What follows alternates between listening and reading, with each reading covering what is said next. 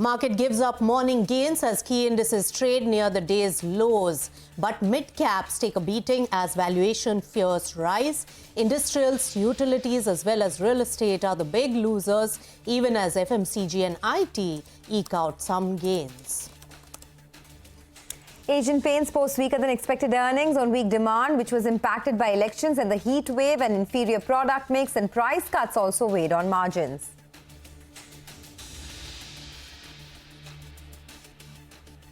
LTIMindtree posts growth ahead of estimates with a recovery in the BFSI segment and also sees the momentum continuing, while L&T Finance posts a 9-year high margin and ROA following its retail loan push.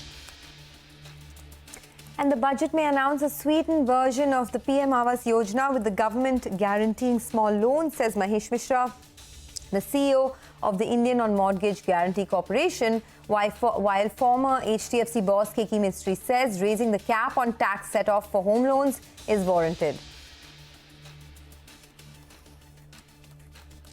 Chris Wood, head of global equity strategy at Jefferies, at the CNBC TV18 town hall, called out India as the best equity market in the world. But he cautioned that any tinkering with capital gains tax could hurt, while a Trump win could spell risk on for the equities.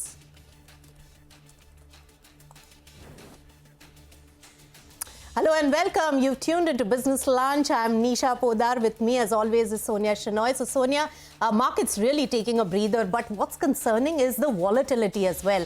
In fact, if we look at Nifty 50 intraday, it has been quite a volatile session of trade, and at the current moment, well, Nifty 50 is absolutely flat with just a tinge of green and 24,623. So we can't really complain about the levels that it has reached, but today has been a particularly volatile day, and at lunch hour, it is in tepid mode. When we talk about Sensex, minor gains of 80-odd points. Bank Nifty is showing a tinge of red, almost on the flat line, while it's the mid-cap universe which is losing maximum and is seeing a sell-off, 1.3% down on the mid-cap universe.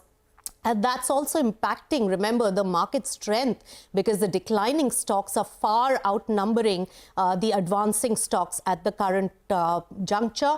And on my screen, some of the big draggers in terms of percentage for Nifty 50 are Bajaj Auto, Asian Paints, Hero Moto, and some of the PSUs which had been rising like Coal India has also lost some ground. While on the winning side are some of the IT, so tech titans are at play in trade today, Sonia. Oh, absolutely. And, you know, the market is just sort of consolidating, right? Which is not a bad thing at all, given the kind of global cues that we've had. A steep sell-off across most markets like NASDAQ, etc. Our own markets have recovered quite a bit, so that's a good thing. Let's begin Business Lunch by focusing on some earnings. LTIMindtree is surging after reporting its Q1 numbers. Rima tells us more about that. Rima, over to you. Thanks so much for that. So for LTIMindtree, the beat has come in on the top line. The company has had multiple sluggish quarters. Q4, the revenues declined, but this quarter, growth has bounced back very smartly, 2.6% on a quarter-on-quarter basis, higher than estimate. And the key positive is that BFSI has returned to growth after 4 quarters of a contraction. Margins, profits in line with street expectation. But the management commentary was also fairly upbeat. They talked about momentum sustaining or continuing into Q2. They also spoke about while the broader environment remained unchanged, they are seeing some recovery in high priority transformation projects, particularly in BFS, and BFS itself will sustain growth through the whole of FY25. Motilal Oswal has upgraded the stock to a buy, target price 7,000. They expect LTIMindtree to outperform its peers, and they're expecting the company to report low double-digit growth in FY26. That said, margin is a bit of a concern. Back to you. All right, it's zooming in trade today. Thanks so much, Rima, for getting us that analysis. Now, major automakers, including M&M as well as Tata Motors, have both cut prices of their SUV models in a bid to boost demand.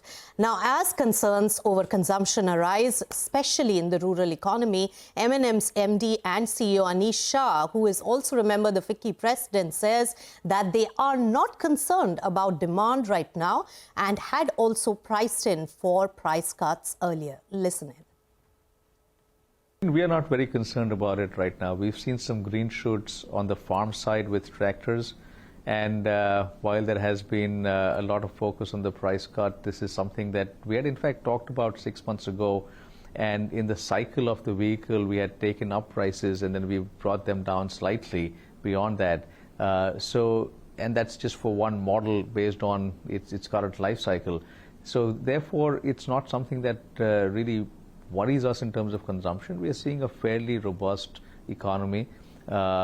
We've seen some softness in pockets last year, specifically in rural. We are seeing some signs of that picking up right now. And on balance, I think things are fairly good. Okay, let's take a short commercial break. On that note, when we return, we'll get you more news and updates on the markets on the other side. Stay tuned.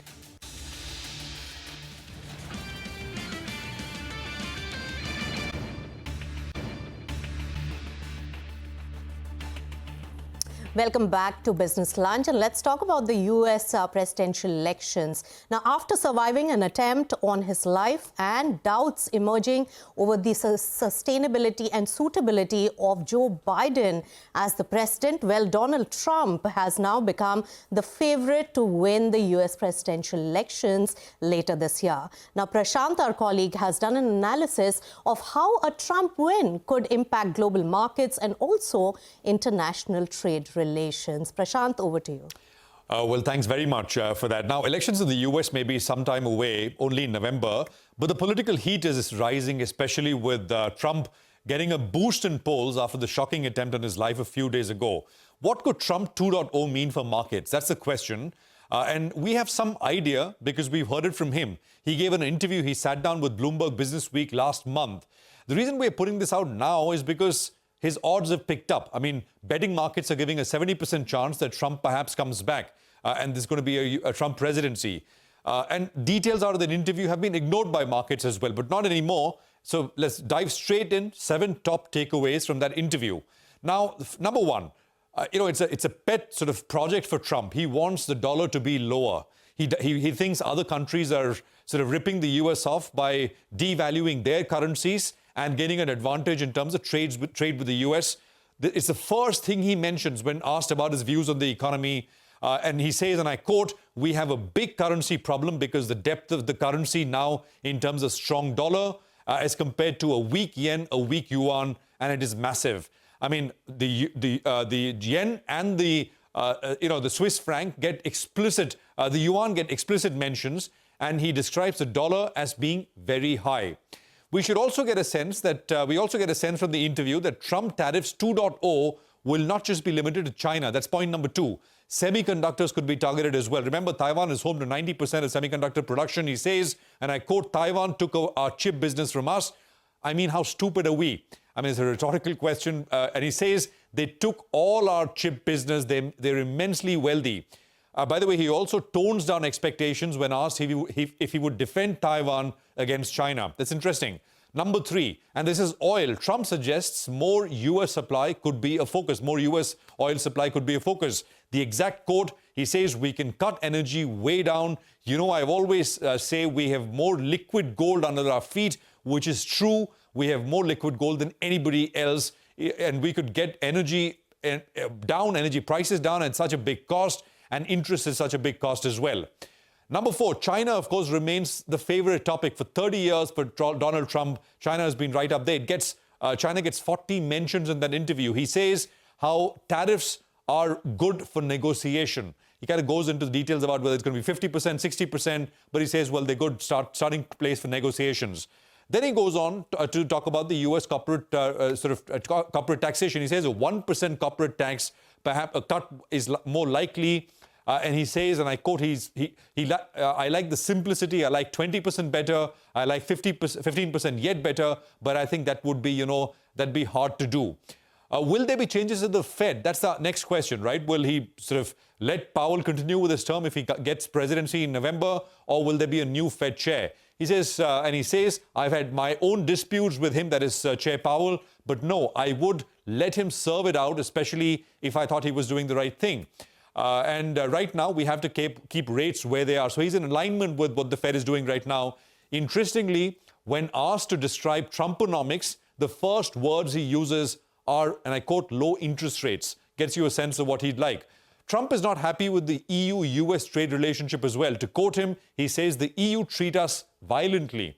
They take almost nothing, which is US exports into EU. And his complaint, of course, is that the tariffs there are too high. He compares the EU bloc to China, which suggests that trade restrictions may be on the cards there as well. All in all, I mean, it's a summary of views, just 7 points. There is much more, but a Trump 2.0 could mean lower oil, lower dollar, and more hawkish or kind of adversarial trade relations, not just towards China, but Taiwan and Europe as well. Back to you. Okay, thanks a lot, Prashant, for that. Well, just wanted to one word on the index. The index has started to recover from the lows now, and the Nifty has crossed the 24,700 mark for the first time ever. So lots of big milestones are being hit.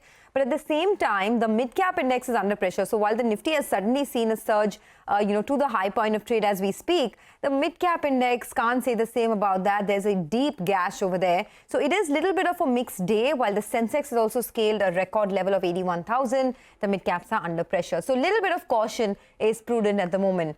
Jefferies' Chris Wood is bullish on the prospects of US equities if Trump is re-elected as president. Let's listen into his comments.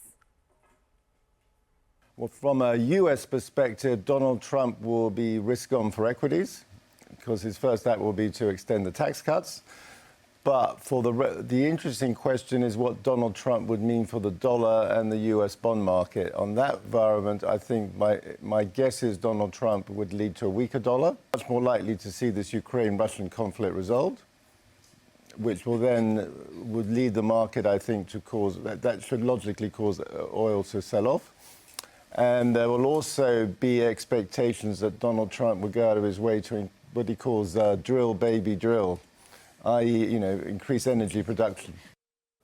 All right, Chris Wood talking about the market dynamics right here exclusively on CNBC TV18. Now, meanwhile, the third day of Republican National Convention saw Donald Trump's vice presidential running mate, U.S. Senator J.D. Vance, present himself to the nation.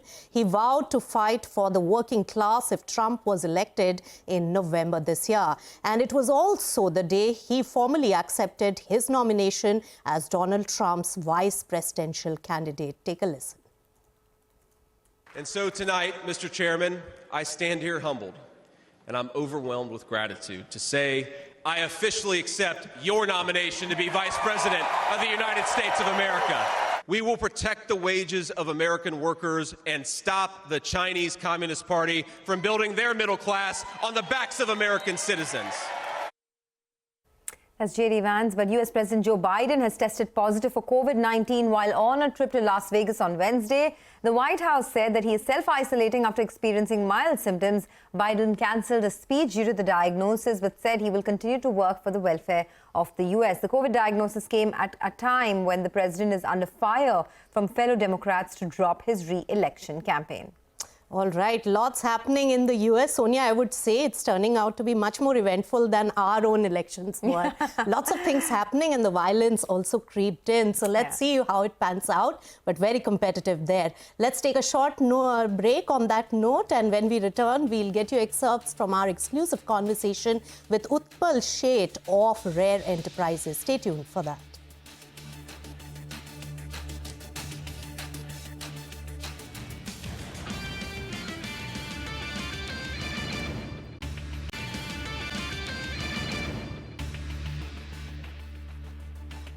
Welcome back. You're watching Business Lunch on CNBC TV18. Well, Utpal Sheth, the CEO of Rare Enterprises, visited the CNBC TV18 studios over the midweek trading holiday to participate in the town hall with Jefferies global strategist Chris Wood. My colleague Mangalam caught up with Utpal and spoke to him about the market fundamentals and his expectations from the upcoming budget. Listen in. See, there are pockets of overexcitement in the markets, and there could be corrections. But as Rakeshji used to say, the mother of all bull markets is ahead of us. And I believe that we are in the midst of a structural and secular bull market, notwithstanding the corrections. So from your lens, where is it that you see pockets of exuberance? And in a market which is so exuberant, as you pointed out, where are the pockets of value, according to you? See, rather than talking about specific sectors or segments of the market, And while there is over-exuberance in some pockets, as I said, the fundamental point is that risk, economic and financial risks, have actually diminished. Okay. If you look at the interest rate differential between India and the US, if you look at inflation differentials between India and the US, if you look at the forward rupee depreciation rates, if you look at the volatility of Indian exchange rates, or if you look at the volatility of Indian interest rates, Right. or if you look at the strength of the banking system or corporate sector leverage, all of these factors denote a significantly lower risk than in the past. And this lower risk is being translated into higher multiples. Now, the question is, will these higher multiples have a new risk? Right. That is possible. A new risk is possible. But the traditional economic and financial risks to valuations have diminished. Difficult to typically quantify that new form of risk. But in what form or shape do you see that new risk emerging? How do you see the genesis of risk emerging? Risk is usually something that comes out of the left field. Yes, So, which is why. but it could possibly be change in the taxation paradigm for equities. It could be the supply side response of equity issuances and so on. I mean, both these are possible risk factors, but I'm sure that risk is going to come from an unexpected, whenever it comes, it will come from an unexpected source. Because I ask you this because we're standing ahead of this big imponderable, the union budget. So just wanted to know if any of those risks are something that the street is assigning any sort of weight to, the risks that you just spoke about, tinkering with the taxation policy, maybe something to do with supply. I think these risks are there in the consciousness, maybe not on the action agenda for most players, but I think the bigger challenge for the government is to take this opportunity of a strong fiscal position, of a strong current account position, and give a boost to the structural growth rate of the economy. What, according to you, would be a good budget, and what are your expectations here? I think continuity of policies itself will be a good budget, and that is what I would expect. And barring the taxation issues that you spoke about, what is it that could topple the apple cart? I can't think of any. Right. I'm not thinking of toppling of the apple cart. All right. Speaking sector specific, we've seen a big rally in a lot of these PSUs, defense names, rail names, etc. as well. Do you think the kind of rally that we've seen, just by virtue of the price move, is there some sort of exuberance out there? See, there is always a lead lag between price and performance. Yes. And maybe some of that is playing out in these segments that you are mentioning. But the structural story seems to be in place. All right, market has picked up momentum and overall buying scene, but it's a wrap on this edition of Business Lunch. But remember, our Market Town Hall special with Chris Wood comes up next. So stay tuned for that. Thanks so much.